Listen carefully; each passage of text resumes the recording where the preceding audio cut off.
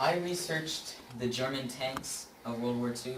Now, Panzer is a short name for it. I can't pronounce the long name. It's like Panzer Kampfgruppen or some long German name. But all of them were shortened to the Panzer. Here's some pictures. As you can see, it's just like little machine guns on wheels. They have almost no firepower, and they had about a 30% mechanical breakdown rate. And this is just an interesting fact that Germany actually sold tanks to China because China was fighting with Japan, but Germany wanted to keep their good relationship with Japan, so they actually labeled them as being made in the USSR, even though they were the ones who made them, because they didn't want the Japanese knowing that Germany had sold tanks that were being used to fight them. Okay, the Panzer II. This tank was primarily used during the French and African invasions, but by 1942 it was completely removed from any battlefield lines because it just wasn't useful for them anymore. They had way more advanced tanks by then. Here are some pictures. Slightly larger armament, but not much better than the Panzer I. The Panzer III. This was the workhorse of the German army. They used this mostly during the Soviet invasion, Operation Barbarossa. It was initially outclassed by the Russian T-34s, but because of the skills of the German soldiers and the tactics that they were able to use, they actually killed a lot more Russian tanks than German tanks died. And they created about almost 6,000 of these during the war.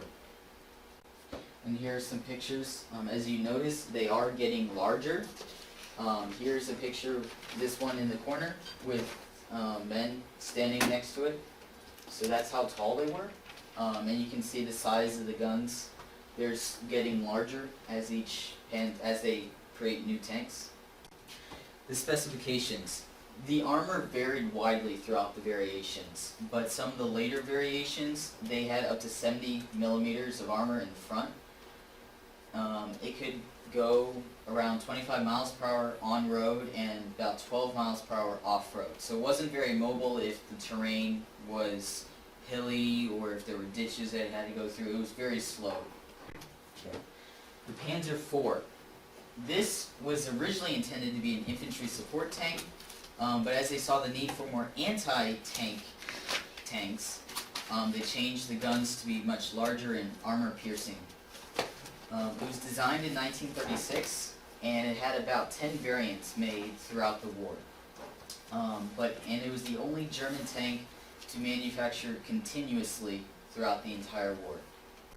Here's some pictures. As you can see, they get larger. They increase in size as the technology improves. Okay, the Panzer IV. It weighed 25 tons, and it had a crew of 5 men. That, I believe, was the driver, the gunner, the radio man, the commander, and I'm not sure who the last, maybe a repairman. But there were 5 men inside the Panzer IV. The Panther.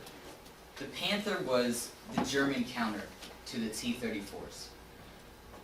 It served alongside the Panzer IVs and the Tiger tanks, and it's regarded as one of the best tanks in the war due to its mobility, firepower, and protection, and its combination of those. It didn't have as much firepower as some tanks, but it had a lot of mobility and a fair amount of protection.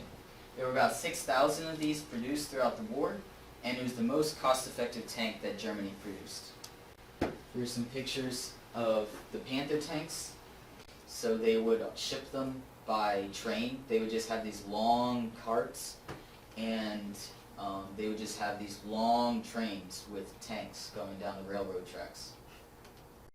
Okay, this weighed 50 tons, and it had a 5-man crew. This, after seeing the T-34s, they had sloped armor on the front. The sloped armor helped it so that it was already being protected against any infantry fire because the machine guns couldn't pierce the armor, but the armor-piercing bullets that the tanks would shoot at them if they slanted their armor, it would actually deflect most of their shots. That's why the T-34s were invulnerable to most of the Panzers until they came out with the Panther. It had 80 millimeter armor on the front, 40 to 50 millimeter armor on the sides, and 5 millimeter armor underneath for mine protection. Okay.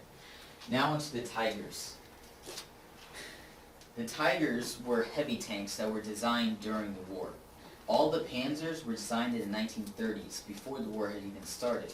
So they didn't know exactly how war was going to happen, like what terrain they're going to be dealing with. So the Panther and the two Tigers were designed during the war after they already experienced the failures of the Panzers.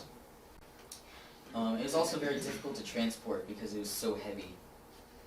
And it was vulnerable because of the track failures. If it had mud or ice freeze inside the tracks, particularly during the Operation Barbossa, when after they'd been pushed back, they tried sending their more advanced tanks against Soviets, but they failed because they had problems, mechanical problems, and about a third of their tanks didn't even make it. And they had about almost 1,400 of these produced. If you notice, as the tanks get on later in the war, they are producing fewer and fewer of each because they're making them more mechanically advanced, but it's really hard to produce these. And it costs a lot, it was hard to move them around, so they actually made very few tanks compared to the other countries. Here's some pictures of the Tiger. It's larger than the Panther, and they made a special gun specifically for the Tiger 1, a very large gun. It weighed 57 tons. It had a 5-man crew. The frontal armor was 100 millimeters. Sides and back were 80 millimeters, and they had 25 millimeters on the bottom. That is thick armor, and I can only imagine that's why it was so hard to produce. But it didn't have sloped armor, because they thought having a very thick wall would be good enough against the tanks, and it did work fairly well, but they sloped it in the Tiger II. The main armament was an 80 millimeter gun, and it was one of the most feared and effective guns in the war. The Tiger II. This was like the ultimate tank. They basically designed it after the Tiger I and the Panther. They combined the armor and the guns of the Tiger I and with the sloped armor and mobility of the Panther. But only 492 of these were built because they didn't start production until 1943, and it was really difficult to produce these. That was one problem generally from the Panther on. A lot of their tanks were over-engineered, they were very complicated, and in theory they worked really well. But under the stress of war, a lot of them broke down. Here are some pictures. Here is a picture of a guy's head next to the gun. That's how big the gun was on the Tiger II. It was huge. And here, for another propaganda, they actually, when they first produced them all, they had them all line up in a long line and videotaped it, them all shooting at the same time, to kind of get its citizens, like, look at all the firepower we have. These are unstoppable tanks. They weighed 70 tons. 70 tons. That is very heavy. They had 180 millimeter frontal armor. 180 millimeters. That's like 7 inches. 7-inch thick. The sides were 80 millimeters and the bottom was 40 millimeters. And the only purpose of having armor on the bottom was to prevent mines from blowing up the tanks. The tanks were not getting blown up. Here's, I looked up the number of tanks that each country produced.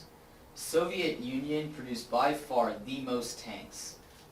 Germany produced about 50,000 tanks, including, not produced, these are the total tanks that they had. So pre-war production plus war production. America had 88,000 tanks, and the United Kingdom only had 32,000 tanks.